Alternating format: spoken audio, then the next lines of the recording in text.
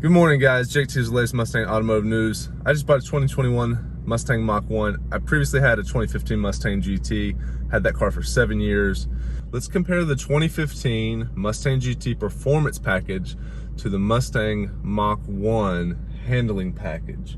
This is the 2021 Mach 1 with the handling package and the 10-speed auto. B&O sound system, Recaro's Brembo red paint option on the brakes, and Recaro's. Quite a few differences. And then at the end of the video, I want to say if you've got a 15 to 17, I want to give you some ideas on how you can actually make your 15 to 17 handle a lot better. Now that I've driven this car, I see the weaknesses even more in the 15 to 17 cars. This car is amazing, totally amazing. Can't get an auto start on a manual. So you see that I'm in quiet mode. You can hear it. As we leave, we'll put it to normal. Big difference. You could never do that on the 15. You could never do that on the 15. There was no digital dash. There was no option to actually change. There was no rear valance that you could install that was under $2,000 to actually change the exhaust system. So it was so expensive. On top of the expense, you had to change the dash. There was no button that you could press that was integrated into the steering wheel and the dash. It would just be so expensive to have that simple option. So that's one of the big reasons that I was drawn to the 18 and ups, aside from the 10-speed auto as well, and we'll talk about that. But having that active exhaust is a really expensive upgrade, and there's only a few options, which is one is the Roush system, which is $2,600 bucks. Then you still have to get it installed. The next is a GT350 from Ford Performance active system, and then you also have to have that. You probably have to have a shot put on because you have to change part of the rear bumper. So there's not an integrated system, OEM fit and finish aside from the Roush, and you still have to cut out a piece. Guys, if you just want to talk about the exterior of the vehicle, obviously you have the Mach 1 front bumper. With the handling package, you actually have this splitter that comes down there. These are unique for the Mach 1, and those are actually functional. If you look through here, you have oil cooler and transmission cooler as well. So those are functional. Ford made these where you can remove these and put in whatever kind of fog light you want. You can do yellow fog lights in there or whatever you want. I like the blacked out look because it looks a bit more racetrack. The handling package comes with these 19 by 10.5 front, 19 by 11 rear with the Pilot Sport Cup 2s. If you don't know the Cup 2s, they are like a 100 treadwear track tire. You have the Mach 1 emblem on the side there. And then when it comes to the rear, you have this GT350 wing with the gurney flap that produces quite a bit of downforce. You can actually definitely feel this. Now this piece is removable. And quad exhaust with the GT500. Rear diffuser, and if you go inside of there, that's a rear differential cooler. There's an underbelly pan that pushes that air into the rear diff cooler. These are 4.5-inch tips with an active system that you can put on a timer, as you saw in the video earlier. When I start the car in the morning, I have the timer set to where it's in quiet mode so it doesn't wake up the neighbors. So just from the outside, the appearance, you're gonna have a different headlight, tail light, front bumper. They changed the hood line on the 18 and ups, so where the shape, the slope is a little bit more on the front. There's a bit more slope on the front of the hood of the 18s, because on the 15s, the hood's a bit longer this direction. Also, there was a lot of lift. Once you got over 100 miles an hour, it would pick the front of the hood up. So they changed that design. Plus, it's easier to see over with the front of the hood that's sloping down on the 18 and ups. Now, if you're like me, I wasn't really that excited when they changed to the 18 and up headlights. When I first saw the teaser, it was like an orange 18 and you could see the headlights and it looked ridiculous. But with this is a totally different thing because they've added that bumper, the splitter, the wheels. It looks awesome now. So you have that intelligent access. One thing that I did notice is the blind spot indicators are much brighter on this vehicle. You do have the Mach 1 on the door sills there. These are their cars. These are very nice. These are not heated or cooled, unlike the 15 seats that I had in my premium performance package car. So I do miss out on heated and cooled Recaros, which I would heated and cooled seats for the Recaros, which that's how it was in the previous generation also. Okay. The biggest difference, the dash layout is basically the same in the 15 to 17. The biggest difference is it's going to be these seats, the way these seats sit. Now, some of the things that you can't do to your 15 to 17, like I said, is the out on the outside of the vehicle, the front bumper and all this stuff. You can have that added on if you want to add that on. But for me, the biggest thing, there's a few things that I wanted to do to this car that I knew. For let's say I had the 15 performance package car, I wanted to upgrade it like this vehicle. But there was two things that I really wanted, three things. The Magna Ride, I wanted, if there's an option, I would like to have the Magna Ride, because if there's the availability in the parts and Ford started making a Magna Ride on the Mustang, I really, really wanted that upgrade. So there's no way to integrate the adjustability of the Magna Ride into the dash of the 15 to 17s unless you go full digital dash, change the computer, and then to have that all integrated into your drive modes where you switch through here, there was no real way to do it. And that's why I got this car. Not only that, but the active exhaust. I was running the Ford Performance Sport, which sounds amazing, but starting it up at 4:30 in the morning, and you have 100, apartments next to you, and that's going to wake all them up. They're going to, it's really annoying. It literally wake people up. It's so loud. So there's no way to get the active exhaust integrated on this car. You literally just press the pony button here, and then you go to the dash and exhaust mode, quiet, normal, sport, track. And let's start it up in quiet just for the heck, since that's quiet. Sounds quiet, doesn't it? And then track. Back to quiet. Okay, quiet start is on. We're gonna keep quiet start on. So there's three major things that I could not get with the 2015 to 2017 Mustang that the 2021 Mach 1 has, and I want to talk about that in this video. So number one is the digital dash, and without the digital dash, there's a lot of these options that you can't really get to. So the digital dash helps you get to the Magna Ride suspension. It helps you get to the active exhaust with the timer, so you can start it in quiet mode. So without that digital dash, you don't really have the ability to change the Magna Ride from Sport to Sport Plus back to normal. So you're changing the dampers. You cannot change the active exhaust unless you have the digital dash. Now you could on other vehicles because it was in the mode selector, but if you were to install, unless you installed a GT350 from Ford Performance, that still comes with a key fob that you click, and that's $2,500. So there is just no way for me to incorporate all the latest technology on the S550 chassis. This seemed like the most cost-effective package if you were to look at the way the vehicle looks from the exterior, the fact that it's new, the fact that it has all of these options.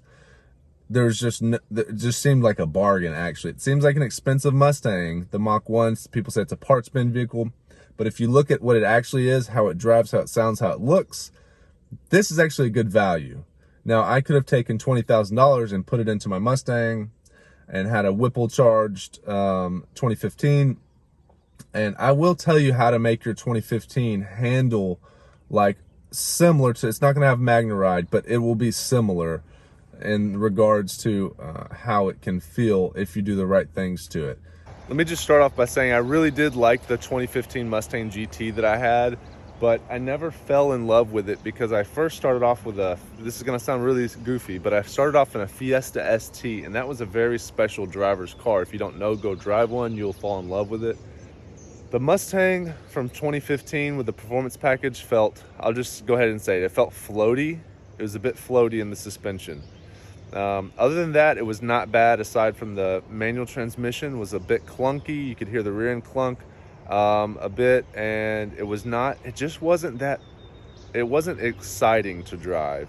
It was fine, it was good, it was a good platform, it was a good starting point. It was not fun to drive out of the box. The exhaust was quiet, it was a bit floaty in the suspension, but it looked really good, right? It sounded good. Once you got the exhaust on it, stock, it was really too quiet. So in all honesty, this thing is already done. This thing's completely done, ready to go. You don't need to do a single thing. It sounds good, it looks good, it's fast, it drives good, it performs, puts the numbers up. It's not just a good looker. They fixed everything. They put the rear differential cooler on this car so it doesn't overheat when you're lapping. It has coolers everywhere, and it's got the torque from the non-Voodoo high 8,200 RPM engine. This one revs at 75, so it does have the GT350 intake and everything. So it still makes 480 horsepower, but it has the torque of the regular 5-liter. With the 10-speed, you're not missing any power. In the 15, I felt like I was missing power. It didn't have a lot of torque. This does not feel like you're missing anything at all.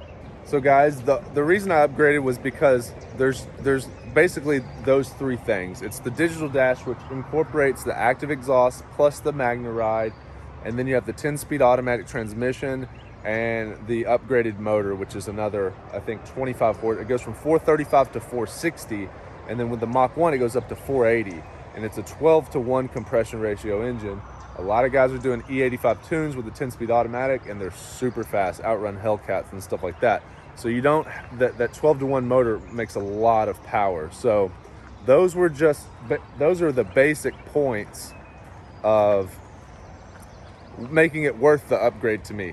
Now, if you haven't driven a MagneRide car and you've only driven a 15 to 17, you have to go drive like a Performance Package 1 with the MagneRide, or a PP2 car, or go drive a Mach 1 or a GT350 or GT500. Go drive something that has the MagneRide, because it is a night and day difference. Also, the other thing I'll get into, what you could do to your 15 to 17 to make it somewhat similar. Now I have a pretty good idea after driving this car what you could do to your car to make it keep up and just be a lot more fun to drive like this car is. This one's so fun to drive. I'm burning so much gas because I just can't stop driving this car. Quiet mode first.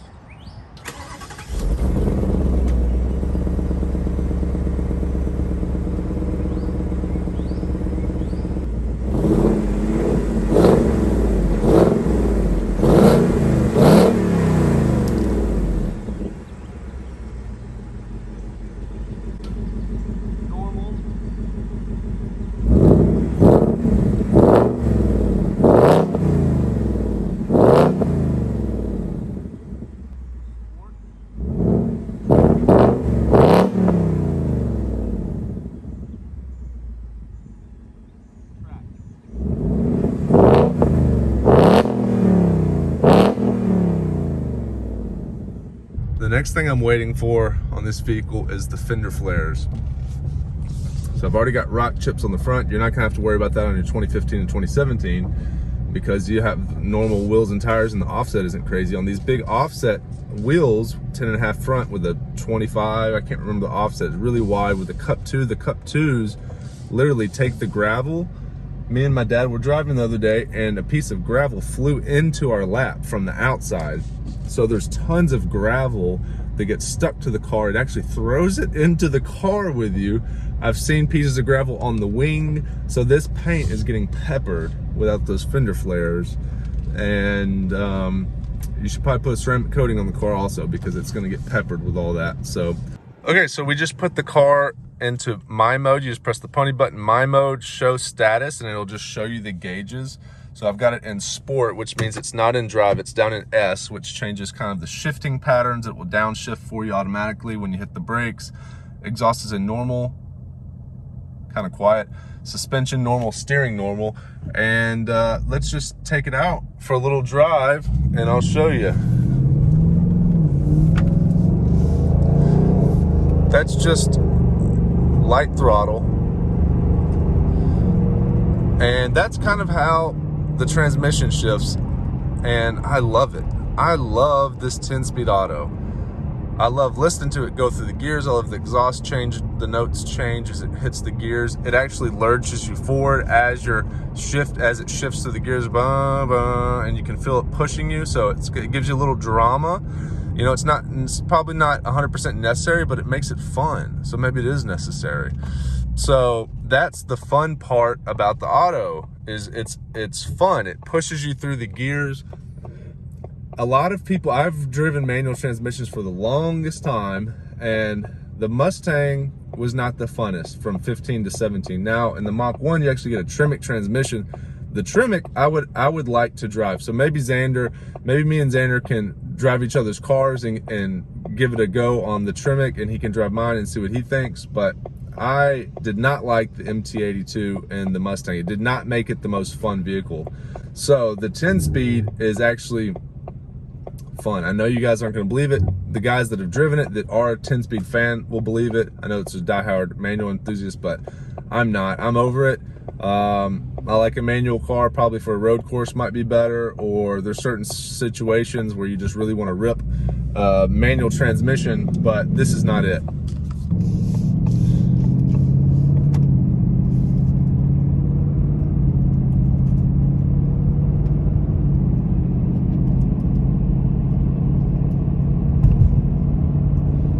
And we're just cruising. You can hear it picking up the little pebbles off of the road, slinging them into the fender wells. Like I said, I need to get that fender trim installed, but it's nice and quiet in here. It's nice and smooth, feels good. It's nice and firm. So speaking of firm, it's not a very good word to describe the suspension. When you hit the brakes, the car does not nosedive. When you accelerate, it does not squat. In the 15 Performance Package, it did. It nosedived when you brake. When you accelerated hard, the front end would lift up and it would squat. So there's a lot of weight transfer on the vehicle. There's a lot of moving around through the turns, a lot of body roll, stuff like this. So you can get rid of that very easily by just ordering the track suspension kit from Ford Performance. And then what I would do is I would upgrade the tires to Michelin Pilot Sport 4S's. So if you take your 15 to 17 handling pack car, order the Ford Performance track handling kit and PS4s, I think that would get you about 70% or 50% of the way. It would be a 200% improvement over the stock system, or 300 or 400% improvement. I mean, it would just make the car so much more fun if you just did the track kit and the tires on your 15 to 17 Performance Package. It's not gonna make it like a Magna Ride car with Cup 2s, obviously. It's essentially the GT350 suspension, GT350R suspension. It's not gonna make it exactly like that, but it will make it a heck of a lot, way, way, way, way better. So if you got a 15 to 17 car, spend the $1,200 at Levittown 4 and go ahead and get that suspension kit, and you'll be very happy with that. Guys, this is really surprising. I would have assumed that this car would be getting 25 miles per gallon. Now, if you look on the sticker, the highway miles per gallon is only 23. On the 2015 Performance Package, it was actually 25. So combined, this is 18. I'm surprised. Well, the sticker says 23, so I shouldn't be that surprised. But it's surprising that the 2015 Mustang GT with a manual transmission actually gets pretty significantly amount more gas mileage. So I did a video, I'll link it above, of like trying to hyper mile the 2015 Mustang GT, trying to get the most miles per gallon as possible, and it was the same route. And we're going to our secret destination, our testing grounds, and I got up to 29 on average. On a 100-mile average, I got 29 miles per gallon. Now, I could probably squeeze 25 or 26 out of this vehicle, 27 maybe, if I really drove it, if I hypermiled it. One of the big things is, see that wing? I've got a wing with a gurney flap on there to help produce more downforce on the rear. That's not helping it, and the front splitter's not helping it. So this actually is inferior compared to 2015 GT as far as gas mileage. Another thing this vehicle has that the 2015 did not is this lane kind of assist. So what this does is, if you can see the green underneath the speedometer, it lets you know where that lane marker is if you're in the middle. Now I'm getting a vibration when I get close to that red, when I get close to that white line on the side, on the right side. See how it lights up red? And what happens is it vibrates my steering wheel, and it actually feels like it nudges the steering wheel. It's hard to tell though if it's just tram lining or if that's self-corrected steering. I should know because I have just got this car, but it did not come with the owner's manual because I bought it with 350 miles on it. And it only came with one key. So I'm still learning this vehicle, guys. But for you guys that are really into the tech and the safety, you know that it does have this forward collision. You press this button right there and watch on the dash, it changes from that to that, which this is the pre-collision kind of assist or lane stay assist. I'm not saying the word properly, the technical term, but if you're going fast and you come up behind a car, it will actually light up red and keep you from running into the back of the car. It doesn't apply the brakes as far as I understand, but it does give you a warning, and it gives you a vibration in the steering wheel if you're going outside of your lane. So the 2015 did not have the lane assist. So we've got the cruise control on 70, and there is an 18-wheeler in front of us, and I want to see if this does have the adaptive cruise control. I'm not sure if it does. I'm not sure if the Mach... Watch out, pothole on road ahead. I'm not sure if the Mach 1 actually, that was Waze. I'm not sure if the Mach 1 actually has, you know what I could do is I could get in the left lane right now with this truck right in front of me and then see what happens. So I'm going to, so it's not slowing me down. It's not slowing me down. Yeah, I'm gonna have to hit my brakes. So this does not have, big pothole. This does not have the cruise control, assisted cruise control, basically. I'm a little surprised that it does not have the radar activated cruise control. See, right now it would have me slowing down. I'm a little too close to that 18-wheeler. I know it doesn't look like it, but I actually am in the video. I'm about 3 cars at 70 miles an hour away. So the 2015 did not have radar cruise control either, but neither does this vehicle, probably because of the bumper.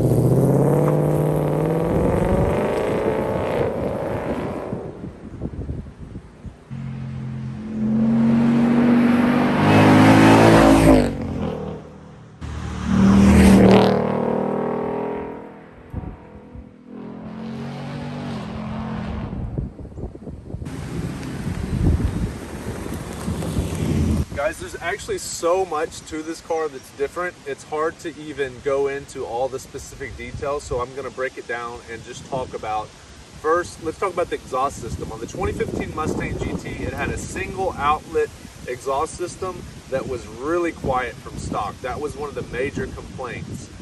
So if I was you, I would upgrade the exhaust system on your 2015 immediately. The only downside is that on the Mach 1, it's not a downside unless you're a 2015 owner and you want a dual mode exhaust, or you want 2 tailpipes. The 2018 and up came with 2 tailpipes on each side, quad exhaust, plus the active exhaust system. There's no cheap option for the 2015 and 2017 owners to upgrade to quad exhaust plus active exhaust. You have to change the rear bumper and you have to purchase an active exhaust system, which is about $2,500 from Roush, including, then you're gonna have to install it. So this is a big deal if you just want quad exhaust. It's like a $2,500 to $3,000 upgrade. Now on the GT350, you can order from Ford Performance the active GT350 exhaust that comes with the rear valence bumper, and you can have that installed also. That's still almost a $3,000 job after you get done with it, maybe more if you pay for installation. So that is one of the biggest differences between the 18 and up, is the quad exhaust or the single exhaust. This has it already done for you. It's nice and loud. This exhaust system is already stock. It is so loud. It's 4.5-inch tailpipes with a track mode, sport mode, normal, and then quiet. So you can set a timer to start it in quiet mode. So when you start up in the morning, it's quiet, which is one of my favorite features. I know I've talked about it so much, but it's just so cool to have a car that can be race car loud or dead, you know, normal car quiet when you start it up. Let's look at the exhaust. So this is what I'm talking about. How are you going to get something that looks like this onto a 2015 to 2017? You're going to have to change.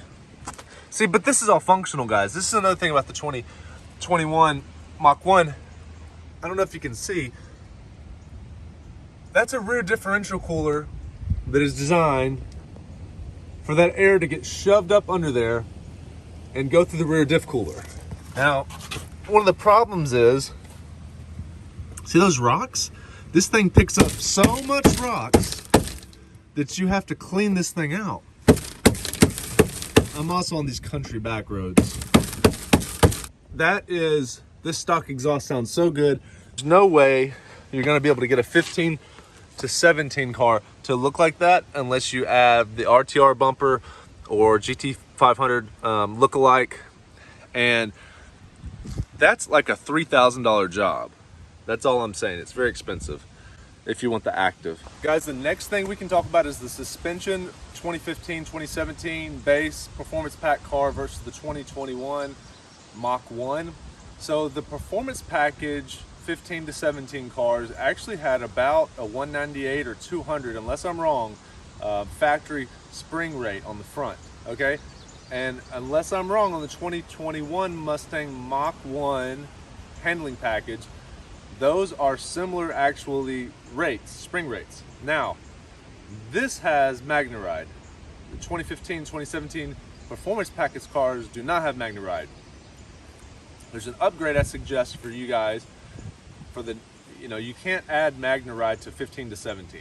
That's the biggest difference, and it is a mind-blowing, amazing difference, because the MagneRide is constantly adjusting during every undulation in the road. It is adding dampening and rebound. It's adjusting as you go constantly based on a lot of things that the computer is doing. You know, the 15 to 17 cars do not have MagneRide, so it's just, you know, there's no electronics, there's no computer for the suspension, and it's just doing its own thing. That doesn't mean it's not good, but the factory 15 to 17 suspension compared to this is floaty, it nosedives, and it squats when you accelerate. It nosedives when you brake. When you turn, it's a bit swayy, a little bit, not terribly, but the major complaint is just that it's floaty on the interstate, hitting the sections on the interstate where they're, you know, the weather sections where there's brakes in the interstate, ba-bump, ba-bump, ba-bump, it'll be floating all around, okay? This is the opposite. Dunk, dunk, dunk. It just sucks it in, does not bounce at all. There's no bounce. It's top of the line suspension.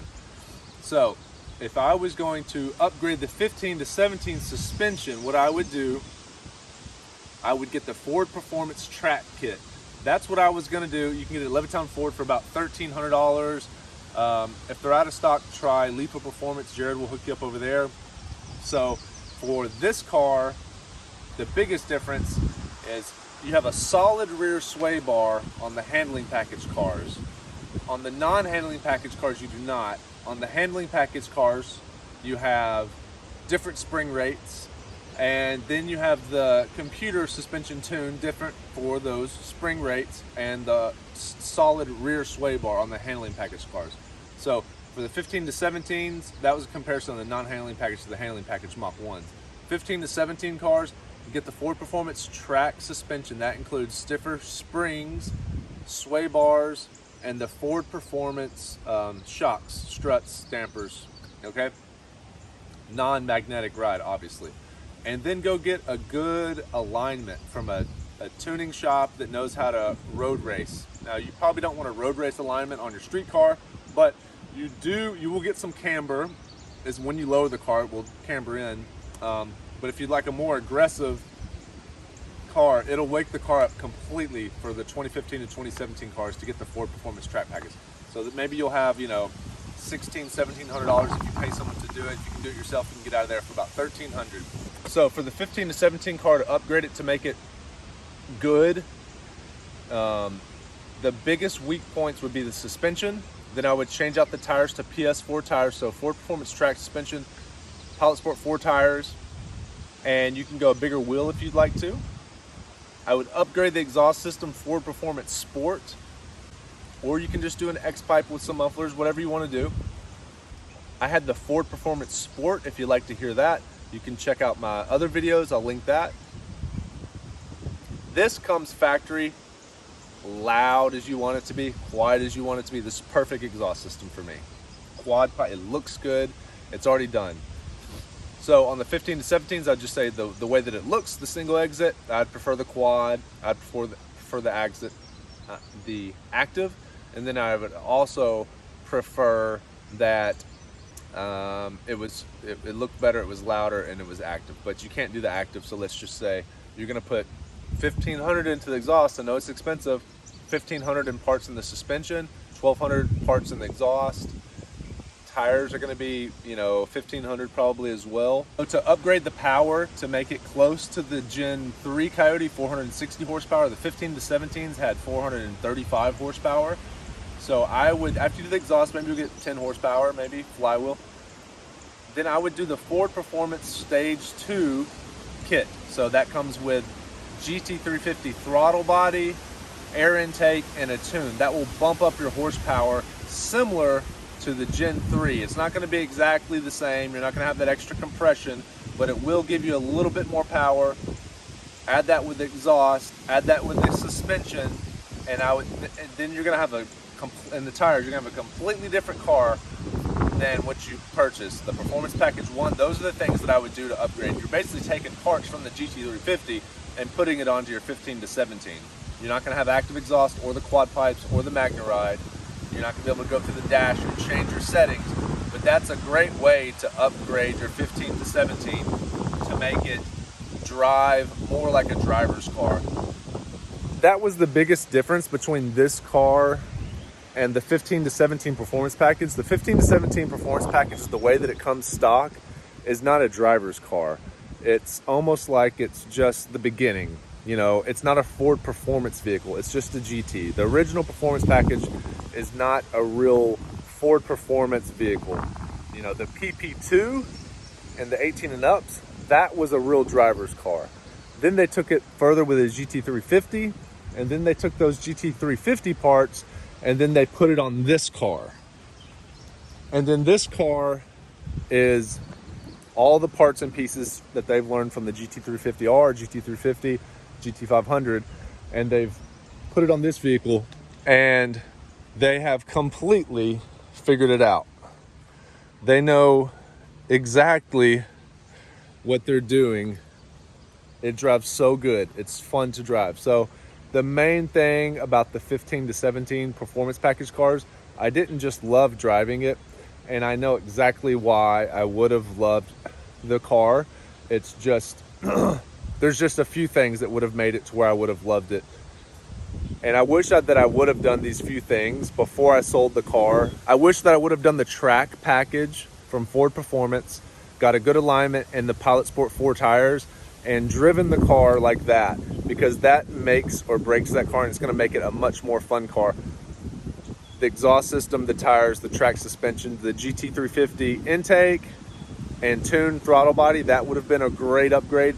And then a shifter, probably, to make that shift feel a lot better. And then you could go in and change the steering wheel and stuff like that. So all in, maybe you have 5,000 in parts to upgrade your 2015 to 2017 to make it feel close to, you know, I wouldn't say a GT350, but it would be close to a PP2 car.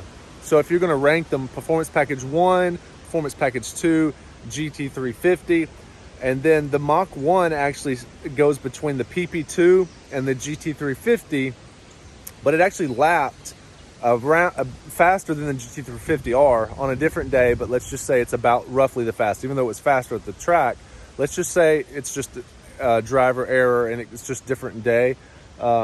This car is right in the mix with all those. So the difference being that it doesn't have the engine of the GT350 or the GT500. So you can essentially upgrade your 15 to 17 car to be kind of like a little Mach 1, like a fake Mach 1 if you want to, for really low amounts of money. But that was the biggest downfall. If I'm going to compare the Mach 1 to the 2015 Mustang GT Performance Package 1, the biggest difference is going to be how much you want to drive it, because it doesn't feel like a driver's car from the factory. The PP1 did not feel like a driver's car from the factory.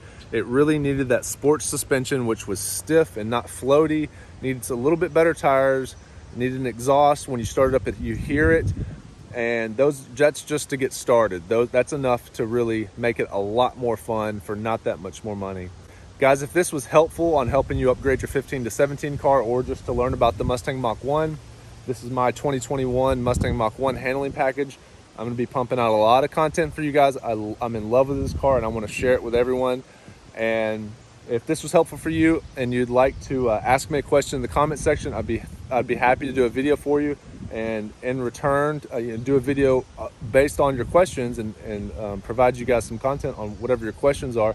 In return, if you want to buy me a gallon of gas, you can donate $5. I'll drop the link below, and that would help me get out to these country roads to pay for gas to film for you guys, and that would support the channel. I'll drop your name in the video, and I'll mention you and answer your questions for you for that donation. So I really appreciate you guys. Hit the subscribe button, hit the like, and thanks so much. I'll catch you in the next video. All right, guys, this is the first oil check. Let's see how much oil we got in here after 1,000 miles. The second gen, my 2015, actually burned a lot of oil the first 10,000 miles. I mean, it went through 5 quarts the first 10,000 miles, and then it eventually quit burning oil. Another thing I wanted to notice, look at this outline. Look at all the dust that's underneath from that air intake seal. So it actually is sealing up really good, pulling air from there. And you can actually see some bugs and stuff down in there. So let's check and see what we got here. So the oil level looks clean, and it is the right amount of oil as well. So this actually looks better than my 15, the first 1,000 miles. The first 1,000 miles of my 15, it went through a lot of oil, 2 quarts. It was going through almost 1 to 2 quarts every 1,000, 1 quart every 1,000 miles, and Ford said that that was normal for the 15s. This car, I do not see that problem. Okay, we did, you can't see, it's 9.7 gallons, and we used, so this is the lifetime 1,100 miles, 1181, 15.1 miles per gallon, 51 hours. So on the last trip we did 21 miles per gallon, it says, at 187 miles. So we're gonna divide 187 by 9.7. Let's see how accurate this is. Okay, 187 divided by 9.76 is about 19.1. It's right about 19 miles per gallon. So it's off by about 2 miles per gallon, which makes sense. I was flogging it a bit through the back roads and then back on the highway. So it's a little high, but 19 on 187 miles when I was doing some performance driving, pretty good, city highway. So that's where we're at. And the oil looked good, surprisingly, actually, after all that hard running we were doing on it. These motors don't burn quite as much oil as the Gen 2s. So that's actually, that seems like a good thing to me. So I don't have to worry about, I mean, my 15 really ran through 4 quarts of oil the first few thousand miles. You almost didn't have to change the oil. You just had to change the filter because it went through so much oil. And those had an oil capacity of only 8 quarts. This is a 10 quart system. So that's another difference between the 15 and this motor.